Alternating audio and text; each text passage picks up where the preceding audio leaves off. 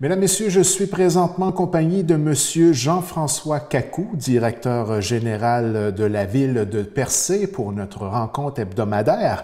Alors, tout d'abord, bonjour Monsieur Cacou. Bonjour Mirko. Alors, on garde toujours le cap malgré la situation, c'est le cas de le dire, hein? On garde toujours le cap malgré la situation. Vous savez qu'on vents et marées, on se lève et on va vers l'autre bout. Donc, on discutait en préparation d'entrevue qu'on voulait axer la discussion de cette semaine là, sur l'importance pour les entrepreneurs de la région d'avoir plusieurs scénarios pour faire face à la situation actuelle et d'avoir un scénario et même d'en avoir plusieurs. C'est très, très important et ça peut être très sécurisant aussi sur le moyen long terme. Exact. Rendu au point où nous sommes maintenant, c'est clair que le gouvernement commence à annoncer la plupart des aides qui vont être données aux entrepreneurs, peu importe les industries auxquelles ils appartiennent. La question sur laquelle je veux attirer l'attention des entrepreneurs, c'est de se dire, d'être capable de faire trois scénarios différents. Et puis quand je dis trois scénarios différents, c'est un scénario pardon, où on ne touche pas du tout les aides gouvernementales, un scénario où on touche éventuellement la moitié de ces aides, et un scénario où on touche la totalité des aides prévues par le gouvernement. Ça, ce sont les trois chemins qu'il faut avoir à l'esprit constamment. C'est clair qu'il y a d'autres données qui rentrent en jeu, notamment la reprise de la demande et puis la gestion de cette reprise de la demande qui à mon sens, va s'avérer très compliquée. Mais ça n'empêche pas les entreprises d'ouvrir parce que s'il y a un mouvement général de reprise, s'il y a un mouvement général de reprise économique, c'est clair que la demande sera au rendez-vous. Et éventuellement, les entrepreneurs devront faire face à ces mois, ces jours d'inactivité.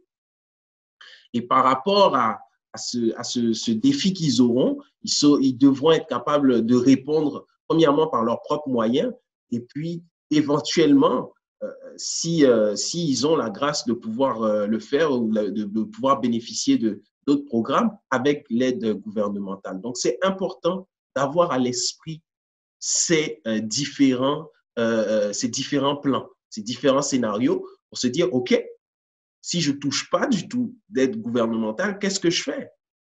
C'est la question à se poser. Parce que c'est la question qu'ils se sont posées lorsqu'ils ont démarré leur entreprise. Donc, c'est de revenir à l'origine de la création de leur entreprise. Puis se dire, pourquoi est-ce que je fais vraiment ça? Est-ce que je fais vraiment ça? Et par rapport à cette question, ils seront capables d'y répondre. Et ce temps de confinement est un temps où ils font face à eux-mêmes, où ils font face à leurs défis, où ils font face aux peurs de l'avenir. Mais ils y ont déjà fait face à ces peurs de l'avenir lorsqu'ils démarraient leur entreprise, parce qu'ils y allaient tout seuls. Puis aujourd'hui, il y a de fortes chances qu'ils soient tout seuls, mais il y a aussi de fortes chances qu'ils soient accompagnés. On ne sait pas, mais le meilleur moyen, c'est d'être capable d'y répondre personnellement. Dans le fond, il faut avoir une bonne confiance des limites de l'accompagnement du gouvernement dans toute cette aventure-là de la COVID-19, là. Exact. Il faut avoir cette conscience-là à l'esprit. Parce que on est dans une situation où la totalité de la population est touchée. Vous comprenez? Totalité de la population est touchée. Et généralement, qu'est-ce qui se passe? C'est que nous sommes dans un système économique qui a ses défauts et ses qualités. On n'est pas dans un système parfait. Mais on n'est pas dans un système parfait qui régit toute la population déjà. Et si aujourd'hui toute la population est touchée, mais écoutez, la vérité, c'est que c'est pas possible de pouvoir venir aux besoins de toute la population. Il y aura forcément des dommages collatéraux. Il y aura forcément des gens qui vont pâtir de cette crise que nous traversons. C'est pour ça que la plupart des économistes parlent de récession, voire de dépression. Certains affirment qu'ils n'ont pas vu la même situation depuis la crise économique qui a ravagé les années 20, n'est-ce pas? Et qui a endommagé aussi le système économique des années 30. Alors, ici, ce qu'il faut se dire, là, c'est de se dire clairement, qu'est-ce que je peux faire personnellement, à mon niveau, pour limiter la casse? Parce que je vais vivre des difficultés. C'est un message qui est très difficile à porter, mais c'est un message que je pense qu'il faut porter. Et puis, ça ne veut pas dire qu'il faut perdre espoir, ça ne veut pas dire qu'il faut commencer à sombrer dans la dépression, mais il faut se préparer à ça. Monsieur Kakou, je vais peut-être faire un lien un peu facile et voir peut-être votre sourire apparaître, mais en ce qui concerne la saison touristique, j'imagine qu'au niveau de la ville de Percé, il y a certains scénarios en ce moment qui sont évalués. Effectivement, on travaille sur un scénario au niveau de la municipalité. On a plusieurs options, mais il y a une qui se dessine plus ou moins. On ne va pas l'annoncer maintenant. On va attendre que les directives proviennent de la santé publique avant de se dire, OK, voici comment est-ce que nous, on est capable de vous accompagner en fonction de ce plan qui est présenté. Donc, pour rassurer les citoyens, on est déjà sur des prévisions qui pourront se faire, qui vont permettre de pouvoir soutenir la reprise économique du mieux qu'on peut, hein, écoutez, du mieux qu'on peut, parce qu'on est dans une situation anormale. Lorsqu'on est dans une situation anormale, il faut penser de façon anormale. C'est la pure logique, là. On est dans une situation anormale. Et par rapport à cette situation anormale, il faut mettre en place des solutions. Quand je dis des solutions anormales, et bien évidemment, ce ne sont pas des solutions qui vont mettre en danger la vie des gens, qui vont mettre en danger la santé économique des entreprises, mais ce sont des situations hors du commun qu'on n'appliquerait pas en temps normal, justement.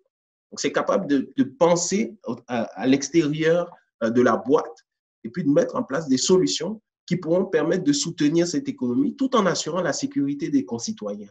Donc, oui, au sein de la municipalité, on pense à des scénarios pour pouvoir répondre aux différents plans qui seront annoncés par la santé publique de la région Gaspésie, les îles, la Madeleine. Et puis, on fera du mieux qu'on peut pour pouvoir accompagner nos gens. On parlait il y a quelques semaines là, de la finalisation du plan stratégique qui venait tout juste de se terminer. J'imagine qu'il va y avoir plusieurs ajustements. Il y a plusieurs choses qui ont évolué depuis. Ça fait partie de l'ensemble de la réflexion, oui? Ben écoutez, je vais vous dire clairement, dans la préparation de notre plan stratégique, on n'a pas pensé aux pandémies, là, mais on s'est basé sur les différentes difficultés que le monde pourrait traverser dans les futures années. Et c'est par rapport à ça qu'on a établi une vision à long terme. Donc, lorsqu'on va annoncer notre planification stratégique, on ne sera pas forcément obligé de mentionner que c'est en réponse à la crise du COVID qu'on a fait cette planification stratégique. Non, pas du tout. Mais on sera capable de mettre en avant des solutions auxquelles on a pensé qui, bien évidemment, se présentent comme étant des clés pour répondre à ce type de situation auquel on traverse. Parce que si vous regardez bien la situation dans laquelle on est, il y a un besoin criant d'autonomie. Il y a un besoin criant d'autonomie dans cette situation qu'on traverse, que ce soit au niveau de l'autonomie alimentaire, mais aussi au niveau de l'autonomie financière. Parce que si les organisations aujourd'hui se tournent vers le gouvernement pour demander de l'argent, que ce soit une organisation, que ce soit deux organisations, des centaines d'organisations, à un moment donné, les caisses du gouvernement ne sont pas des puits sans fond. Et c'est ça qu'il faut garder à l'esprit. Donc, il y aura forcément soit une logique de premier arrivé, premier servi, ou soit une logique de tirage au sort, ou soit une logique de on va sauver le plus profitable. Et généralement, ce qui arrive, c'est qu'on sauve le plus profitable. Alors, par rapport à ça, oui, on a eu des réflexions poussées. Le conseil municipal a eu des réflexions poussées là-dessus. On les a accompagnés du mieux qu'on pouvait et on a présenté des actions, des solutions qui pouvaient aller dans cette lignée de préserver notre autonomie, ou du moins de renforcer notre autonomie, premièrement. Puis ensuite de la préserver et de la faire fructifier de sorte à être un relais efficace pour l'économie dans laquelle nous vivons.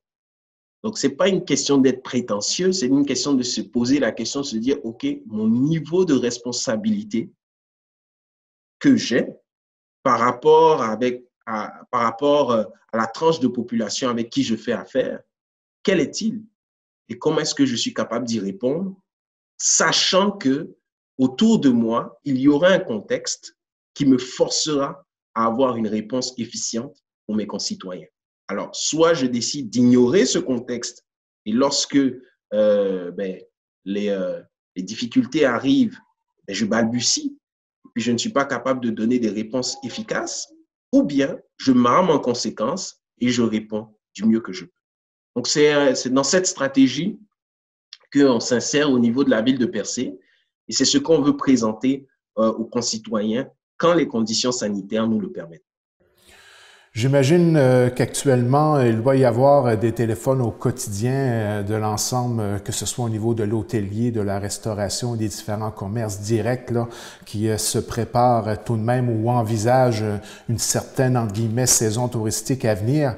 J'imagine que dans les semaines à venir, la communication va être très importante entre les autorités municipales et l'ensemble des citoyens et des entrepreneurs qui gravitent autour de la municipalité de Percé, de la ville de Percé.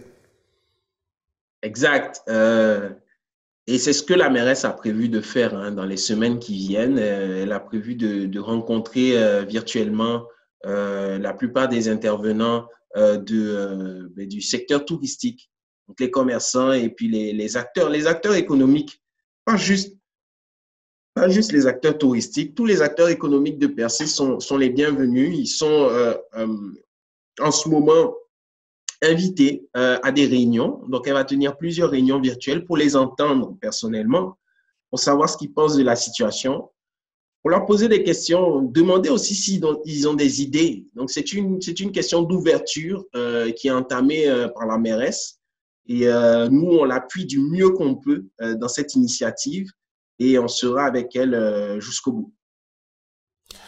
Monsieur Kakou, ça va conclure notre rencontre pour cette semaine. Au plaisir de se voir la semaine prochaine. Yes, au plaisir, Mirko.